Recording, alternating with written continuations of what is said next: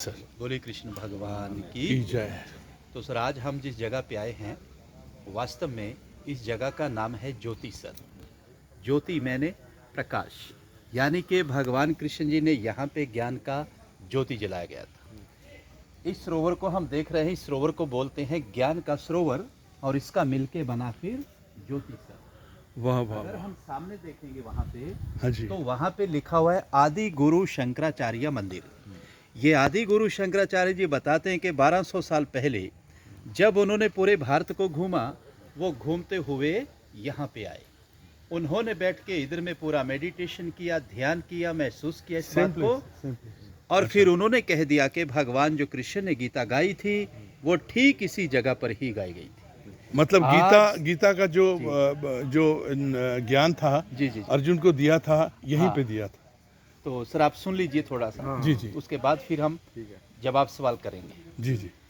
तो आदि गुरु शंकराचार्य 1200 साल पहले उन्होंने बताया कि आदि गुरु शंकराचार्य जब आए और उन्होंने बैठ के यहाँ पे पूरा मेडिटेशन किया, ध्यान किया, महसूस किया इस बात को, फिर उन्होंने कहा कि भगवान जो कृष्ण ने गीता गाई थी वो ठीक इसी जगह पर ही गाई गई थी। आज से 5,500 वर्ष जो कि महाभारत का युद्ध लड़ा गया था, ये पूरा ही 48 कोस का भूमि है, यानी कि 156 किलोमीटर में महाभारत का युद्ध लड़ा गया। बताते हैं जो कि 18 दिन तक चला। 18 ही अध्याय गीता के हैं, 700 श्लोक हैं सर उसके अंदर। आज जितने भी श्रद्धालु यहाँ पे दूर दराज से आते हैं, चाहे वो मुंबई से आते हैं, दिल्ली से आते हैं, चंडीगढ़ से आते हैं, पंजाब से आते हैं, हरियाणा से आते हैं, भारत के किसी भी कोने से आते हैं, आने के बाद उसके मन में एक ही सवाल होता है कि मैं जब भी कुरुक्षेत्र की भूमि पे जाऊंगा और फिर उधर में जाके ये सवाल करूंगा। सर उनका सवाल होता है सीधा साधा सा कि हमें वो लाल मिट्टी तो बताइए कि किधर है, क्योंकि बहुत भयानक युद्ध हुआ था और युद्ध के कारण ही वो पूरा का पूरा धरती लाल हो गया था।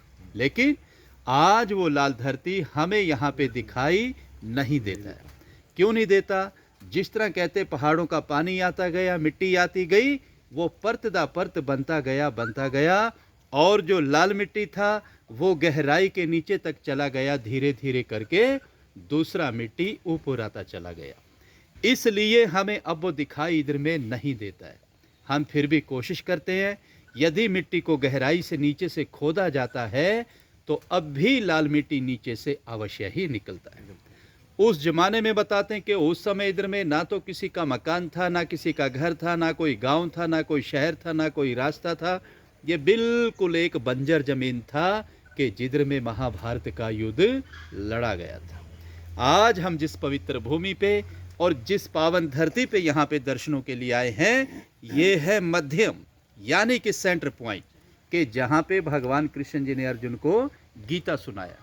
जब अर्जुन को इधर में आके मोह गया कि मेरे चाचा, मेरे दादा, मेरे संबंधी, मेरे अपने तो हैं प्रभु, मैं मारूं तो किसको मारूं? भगवान कृष्ण जी ने फिर इस जगह से कह दिया, अर्जुन अगर तू नहीं मारेगा तो मारे ये सब जाएंगे, इसलिए उठो और युद्ध का तैयारी करो। कहते हैं कि फिर इसी जगह से युद्ध का शुरुआत हुआ और इसी जगह से विराट रूप के अर्जुन को दर्शन भी हुए। भगवान कृष्ण जी ने जब उनको दिव्य दृष्टि देकर अर्जुन को पूरे का पूरा ही ब्रह्मांड दिखा दिया था कि अर्जुन अब तो पूरा ब्रह्मांड देख सकता है, मैंने तेरे को दिव्य दृष्टि दे दिया। लेकिन 11वें अध्याय में फिर भगवान कृष्ण जी ने अर्जुन को कह दिया कि अर्जुन जो दिव्य दृष्टि आज मैं तेरे को दे रहा हूं, ये महान ऋषियों ने मेरे लिए बड़े बड़े तप किए गए हैं, जप किए गए हैं, योग किए गए हैं, ये रूप अर्जुन मैंने उनको नहीं दिखलाया जो आज तेरे को दिखला रहा हूं। कहते हैं कि फिर इसी जगह पे आके अर्जुन का जो मोह था वो पूरी तरह से भंग हो चुका था। इसी जगह से युद्ध का शुरुआत हुआ और अंत में आके युद्ध यहाँ समाप्त हो गया। कहते हैं कि भगवान कृष्ण जब इस पेड़ के नीचे गीता सुना रहे थे, उस समय गीता सुनाते समय ये पेड़ भी सदा सदा के लिए अमर हो गया था और तभी इस पेड़ का नाम पड़ा अक्षय वट। अक्षय मैंने जिसका क्षय ना हो, जो खत्म ना हो, हमेशा हमेशा के लिए जो जिंदा रहता है, अमर रहता है, उसको हम अक्षय वट बोलते हैं। बहुत सारे श्रद्धालु आते हैं, पेड़ को नमस्कार करते हैं और जो उनकी मनोकामनाएं होती है वो यहाँ से पूर्ण भी करते हैं। बोले कृष्ण भगवान की। कृष्ण भगवान की जय। तो सर कृष्ण भगवान की इसकी जय। परिक्रमा